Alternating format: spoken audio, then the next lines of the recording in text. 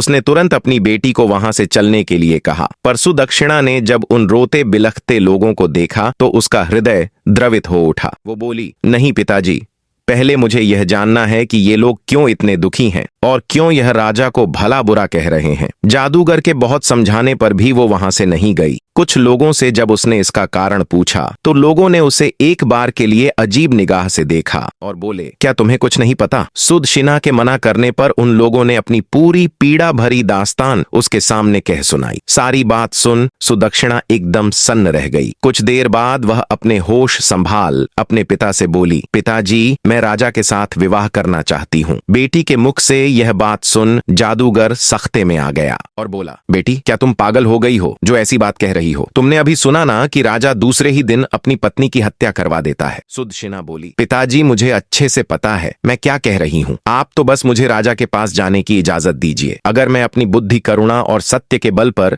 एक निर्दय व्यक्ति को बदल सकती हूँ तो यह मेरे जीवन की सबसे बड़ी उपलब्धि होगी। वरना एक दिन मरना तो सभी को है और किसी की मृत्यु राजा के नहीं बल्कि उस ऊपर वाले के हाथ में है। बहुत कहने सुनने पर ना चाहते हुए भी जादूगर को अपनी बेटी की जिद के आगे झुकना पड़ा। उसने भारी हृदय के साथ अपनी बेटी को राजा के पास जाने की इजाजत दे दी। पिता से आज्ञा मिलने पर सुदक्षिणा उनको प्रणाम कर एक दृढ़ निश्चय के साथ राजा के महल की ओर चल पड़ी।